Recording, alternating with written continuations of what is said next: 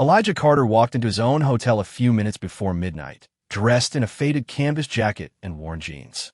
His 6-year-old son was asleep against his chest, one fist curled around the ear of a stuffed rabbit named Biscuit. He asked for a room.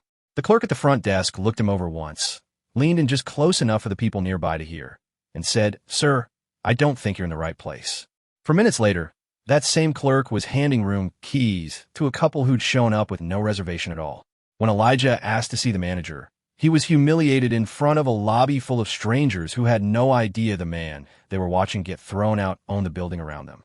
Before that night ended, someone would lose their job on the spot. If you've ever walked into a room and felt the air change before you said a word, this one's for you. Stick around. Elijah hadn't planned on stopping here tonight. For months on the road for a string of site visits had a way of making a person crave the plainest things in the world: a shower, a real bed, and the sound of his son breathing evenly beside him. Their flight had been delayed almost 3 hours, and by the time they'd cleared the rental counter, it was nearly midnight. Another 45 minutes home felt like more than either of them had left in the tank, so he made the call the way he made most calls, quietly, without asking anyone's opinion. He knew exactly where he was headed. The Ashford Crown, the flagship property of Carter Hospitality, the company he'd spent 14 years building out of one struggling motel outside Baltimore into what it was now. He'd opened this location himself, stood in this exact lobby the night it debuted, and told his first hires that this place would prove something about how people ought to be treated. He hadn't set foot in it in 5 months, and he hadn't called ahead. That part was deliberate.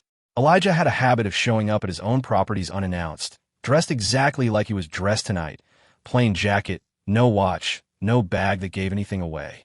It was the only honest way to see what actually happened inside his buildings when nobody thought the owner was watching. His mother had spent 19 years cleaning rooms in a hotel not unlike this one, and something she used to say had never left him: that the way a place treats the people it assumes don't matter tells you everything about what it actually is.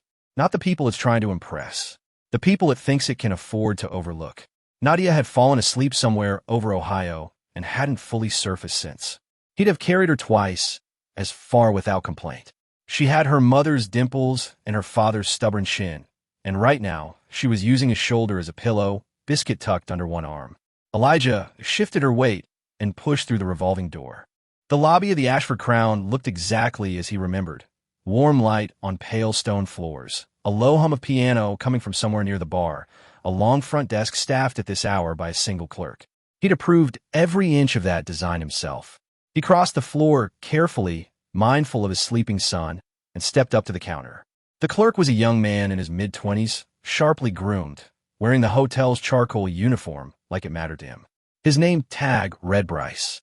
He glanced up from his screen, and something in his face recalibrated. Not dramatically, just a small, quiet shift, the way a person's expression changes when their eyes finish delivering a verdict their brain has already reached. He looked at the jacket. He looked at the sleeping boy. He looked back at his screen. "Evening," Elijah said. "I need a room for the night. Just 2 guests. Nothing fancy." Bryce kept his eyes on the screen a beat too long before looking up again. Then he leaned forward slightly, pitching his voice for the benefit of the people nearby. "Sir, I don't think you're in the right place." The words sat in the space between them with a particular kind of weight, not loud, not aggressive, just quiet and certain, the way people talk when they want the humiliation to feel like a fact rather than an insult. A man at a nearby lounge table glanced over. Elijah didn't look at him. He kept his eyes on Bryce and said evenly, "I'm asking for a room. That's all this is." Bryce straightened. "I'm sorry, sir. We're fully booked tonight. Nothing at all. I'm not asking for a suite. Standard room's fine. We just need somewhere to sleep." Bryce repeated himself with the smooth patience of someone who'd said this line more than once. "Fully booked, sir. There are a few other places nearby that might have availability." Elijah stood there a moment, saying nothing, studying Bryce's face, not with anger, but with the careful attention of a man cataloging what he was seeing. Then, not 4 minutes later, the door opened behind him. A couple walked in, the man in a blazer, the woman in a coat that cost more than most people's monthly rent, moving like people who'd never once had to wonder whether a room would be there for them. Bryce's whole posture changed. His shoulders lifted. His smile arrived instantly. "Welcome to the Ashford Crown. Do you have a reservation with us this evening?" They didn't. They were walk-ins, same as Elijah. But inside 3 minutes, Bryce had confirmed a room, run a card, and handed over 2 keys with a warmth that filled the whole counter. Elijah watched every second of it. He didn't say a word. He didn't need to. The message had already been delivered, and both men standing at that counter understood it, even if only one of them would admit it. Nadia stirred against his shoulder, her voice thick with sleep. "Daddy, are we at the hotel?" "We're here, baby. Give me 1 minute." He turned back to the desk, his voice level, the kind of calm that isn't the absence of a storm but the surface of one. "I'd like to speak to whoever's managing the hotel tonight." Bryce's expression cracked slightly, something he covered fast, before he picked up the desk phone and made a short call. Elijah waited. He looked around the lobby, the guests in the lounge chairs, the concierge desk where a young woman was shuffling papers she clearly wasn't reading, the soft light, the piano still going near the bar. He'd built this place to feel like a refuge. He found himself wondering, not for the first time, what happens to the things you build once you hand them to other people to run. The manager arrived within 2 minutes. His name, tag, Red Gordon, mid-40s, the kind of man who wore a full suit at midnight because he equated authority with appearance. He'd clearly been briefed on the way over, because he arrived with his mind already made up. "Sir," Gordon said, positioning himself beside Bryce, so the two of them faced Elijah across the counter. Nadia is still asleep on his shoulder. "I understand there's some confusion.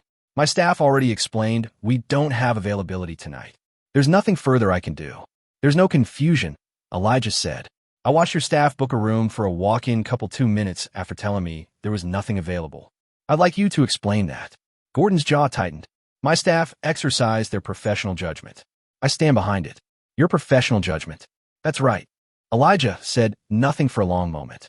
He thought about his mother, about 19 years of double shifts, about the uniforms worn thin at the cuffs, about the way she used to come home and sit at the kitchen table in silence before she could be herself again.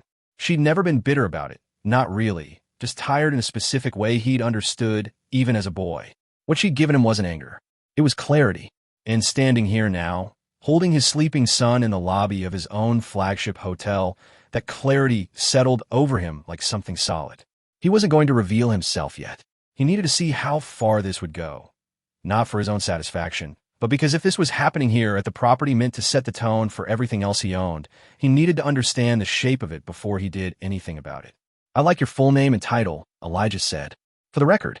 Gordon gave both without warmth. Elijah noted them quietly, the way he noted everything, without ceremony. Then he stepped back, found a seat in the lobby, resettled Nadia against him, and waited to see what came next. He wasn't finished. He was just getting started. He didn't wait long. Gordon hadn't gone back to wherever managers disappeared to at midnight. He'd stationed himself near the desk, arms crossed, watching Elijah the way a man watches a problem he hasn't yet figured out how to remove. Every few minutes his eyes swept the lobby toward the chair where Elijah sat, and each time his expression carried the same message. "You're still here, and I'd rather you weren't." Elijah noticed all of it. He noticed Gordon murmuring something to Bryce that made the younger man's spine straighten. He noticed the young woman at the concierge desk, her tag Red Priya, keeping her eyes fixed on her desk while her hands had gone completely still.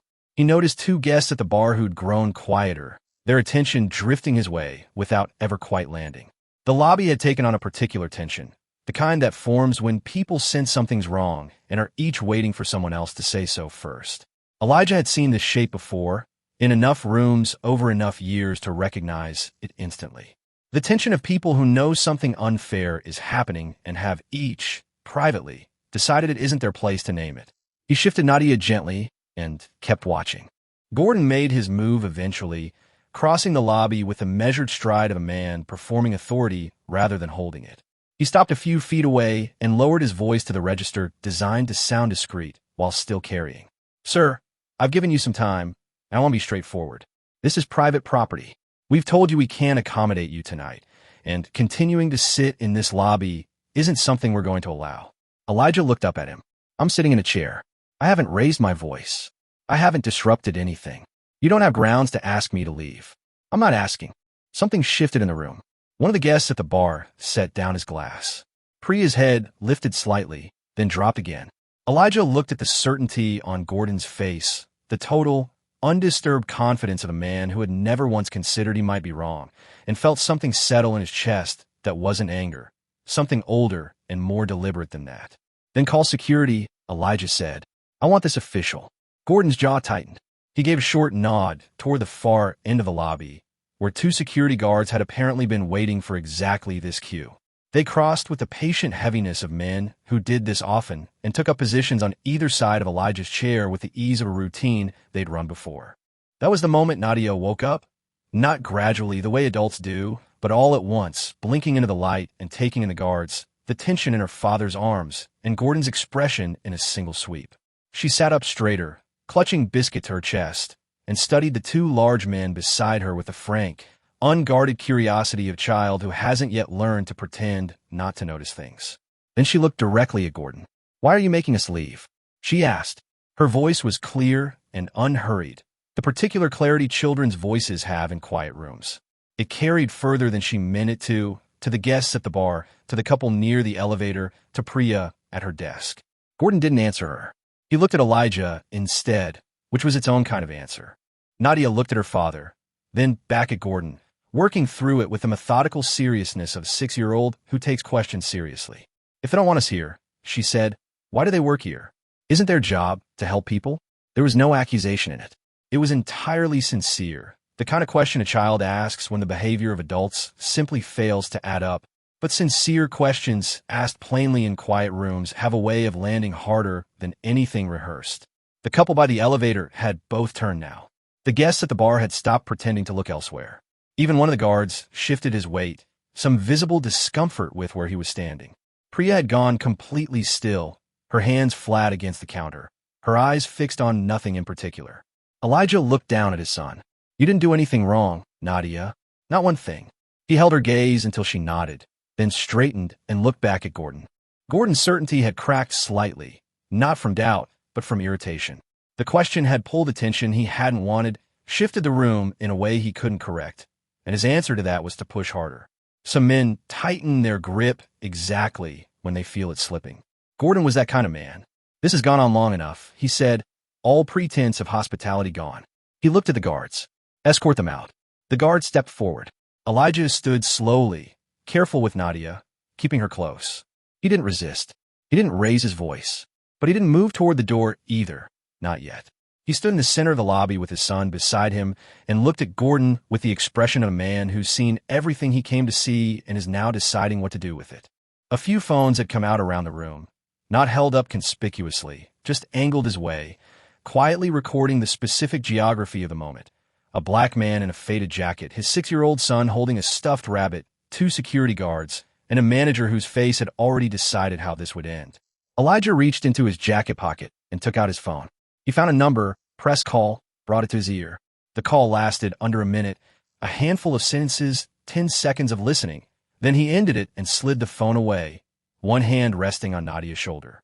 "Daddy," Nadia said quietly just for him. "Do we have to go?" He looked down at her. "Not tonight. We're not going anywhere." Gordon heard that and took a step forward, patience fully spent. "Sir, I'm telling you for the last." The elevator chimed. A small sound, the kind the lobby produced dozens of times a night without anyone noticing, except this one. The doors opened, and Walter Kim stepped out, CEO of Carter Hospitality, silver at the temples, in a suit he clearly hadn't had time to fully straighten before coming down. 2 more executives flanked him, moving with the barely contained urgency of people who understood exactly what they were walking into. Walter crossed the floor straight to Elijah. He didn't glance at Gordon. He didn't glance at Bryce. He looked at Elijah the way a man looks at someone he's just realized he's failed, and stopped in front of him. "Mr. Carter, I'm so sorry you were kept waiting." The lobby went quiet, not the dramatic hush of a film, but the way real rooms go quiet, one sound dropping out at a time, until nothing was left but the piano, which suddenly felt completely wrong for the moment. Walter turned to face the desk. His voice stayed even, which somehow made it land harder than shouting would have. "This is Elijah Carter. He founded this company. He owns this hotel, the chairs you're standing next to, the uniforms you're wearing, the contracts that decide whether you're working here tomorrow." He let that sit for one breath. "I want everyone in this room to be clear about what just happened." Bryce had gone the color of the counter he was gripping. Gordon hadn't moved, standing frozen in the center of the floor, his understanding of the last 10 minutes visibly rearranging itself in real time. Even the 2 guards had stepped back without being told, putting instinctive distance between themselves and a situation that had just changed shape entirely. The guests who'd been recording lowered their phones slightly, caught between the urge to document and the sense that this moment needed more than a screen between them and it. Nobody moved. That was the thing Elijah noticed most in the seconds after Walter finished. The total stillness in a room that, minutes earlier, had been building towards something loud. Gordon stood rooted in the middle of the floor. Bryce had both hands flat on the counter like he needed it to hold him up. The guards had backed away, and even the two guests at the bar seemed uncertain what to do with the phone still loose in their hands. Elijah looked around the room, not with triumph, not with the satisfaction of a man who'd won something, but with the quiet attention of someone taking inventory. Gordon found his voice first, which was either brave or foolish, and here was probably both. "Mr. Carter, I want to explain. We had no way of knowing the circumstances." Every sentence started with confidence and ran out of it before it reached a period. He wasn't lying exactly. He genuinely hadn't known who Elijah was. But Elijah had spent enough time in enough rooms to know that not knowing isn't the same as not being responsible. And somewhere underneath the scrambling, Gordon understood that too, which was why none of his sentences could find their footing. Elijah let him finish. He didn't interrupt, didn't shift his expression, didn't hand him anything to lean on. When the words ran out, he spoke. "You're right. You didn't know who I was." His voice carried across the lobby without effort, because everything else had gone so quiet. "That's the whole point. Everything you did tonight, you did because you looked at me and decided I wasn't worth the standard, not because of anything I said or did, but because of what I looked like walking through that door. And you did it in front of my son." Gordon opened his mouth. Elijah kept going, his voice level, unhurried. "My mother cleaned rooms in a hotel like this one for 19 years. She came home every night carrying something that never fully left her, the weight of being dismissed by people who'd already decided, before she said a word, that she didn't matter. I built this company because I believed it didn't have to work that way. That the person standing at your front desk deserves dignity before they've proven a single thing to you. Not after you've checked their clothes and decided whether they belong. Before." He looked at Walter, who gave a short nod, then back at Gordon. "You didn't just fail a guest tonight. You failed everyone who's ever walked through a door like this one and been made to feel like they didn't belong. And you did it in front of my son." Gordon tried one more sentence. It didn't get far. "Gordon," Elijah said quietly, "you're terminated, effective immediately." He looked at Walter, who stepped aside to make the call. Gordon's face settled into something gray and inward. Whatever argument he still had left, he chose not to spend it. He straightened his jacket, the small, automatic gesture of a man trying to preserve the last intact piece of his dignity, and walked toward the back office without another word. Bryce was next. Elijah crossed to the front desk slowly, giving the younger man time to see what was coming. Bryce looked like he hadn't taken a full breath in several minutes, his jaw tight, his eyes bright with the effort of holding himself together. "You made a choice tonight based on how someone looked," Elijah said, not unkindly. "I want you to sit with that. Not what it costs you professionally, but what it actually feels like to be on the other side of it." He paused. "I'm not ending your career here, but you're going into a full retraining program, not skills, values. You're going to spend real time understanding what this work is and who it's for. If you come out the other end and still want to be here, the door is open. But tonight doesn't happen again. Not to anyone." Bryce nodded. Small but real. Elijah walked to the concierge desk, where Priya had stood motionless through all of it, hands flat on the counter, wearing the particular tension of someone waiting to find out if she's in trouble for something she didn't do. He stopped in front of her and kept his voice low, just for her. "You saw it," he said. "You knew something was wrong, and you couldn't say anything. I understand why the way things are set up here made that hard. That's a failure of leadership, not of character." She started to speak, and he went on before she could apologize. "But I watched you tonight. The way you tracked what was happening, the way something in you recognized exactly where the line was even when you couldn't cross it, that matters. Starting tomorrow, you're moving into a supervisory role in guest services. Because I need people in positions where they can actually act on what they already know is right." Priya looked at him, her expression moving through several things before landing somewhere between relief and resolve. "I won't let you down." "I know," Elijah said simply. He turned back to face the room. The remaining guests were watching him openly now. No pretense left, no phones raised, just people waiting to hear what came next. "I've been building hotels for a long time," Elijah said, without preamble, "and there's exactly one standard I've never negotiated on. Every person who walks through our doors gets treated with respect. Not based on what they're wearing, Not based on what they look like, not based on whether they seem like they belong in a place like this. Every person. Every time. No exceptions. He looked around the lobby once more. The desk, the bar, the pale stone floor his mother had never once been allowed to walk across as anything but staff. If anyone here can't commit to that, I'd genuinely rather you find work somewhere else. Not a threat, just the truth of what this company is. The room held those words for a moment. Then Nadia, who'd been standing beside him through all of it with Biscuit tucked under one arm and the serious, focused look of a 6-year-old determined to understand the world correctly, tugged once on his hand. "Daddy," she said, "can we get our room now? I'm really tired." Something moved through the lobby. Not quite laughter, but close to it. The sound a room makes when its tension finally has somewhere to go. Even Walter pressed his lips together against a smile. Elijah looked down at his son, at the earnest face and the worn stuffed rabbit and the plain, uncomplicated sincerity of him, and felt the thing that had been sitting in his chest all night finally shift. Not disappear, just make room for something else. "Yeah, baby," he said. "We're getting our room." 3 months later, on an unremarkable Tuesday afternoon, a family came through the revolving doors of the Ashford Crown. 2 parents, travel-worn, dressed for comfort rather than impressions, 2 kids trailing behind, one of them dragging an oversized backpack and refusing all offers of help with the total conviction of a child who's decided this is a matter of principle. Priya was at the front of the house when they walked in. She crossed the lobby to meet them before they reached the desk, introduced herself by name, and asked how she could make their stay easy. She didn't look at their shoes or their luggage. She looked at them, the tired eyes, the stubborn kid, and smiled like she meant it because she did. Within 2 minutes, the parents' shoulders had come down. Within 5, even the kid with the backpack had let someone carry it. In the far corner of the lobby, Elijah stood with Nadia beside him. He'd come for a scheduled visit this time, in a jacket instead of the faded one, though Nadia had still brought Biscuit. They'd been there 10 minutes, and he hadn't announced himself yet, because he wanted to see this first, the ordinary, everyday version of the thing he'd spent his life trying to build. Nadia watched Priya lead the family to the desk, watched the kids light up at something she said, then looked up at her father. "Is that what it's supposed to look like?" Elijah watched the tired parents exhale, watched the kid finally let go of the backpack. "Yeah," he said, "that's exactly what it's supposed to look like."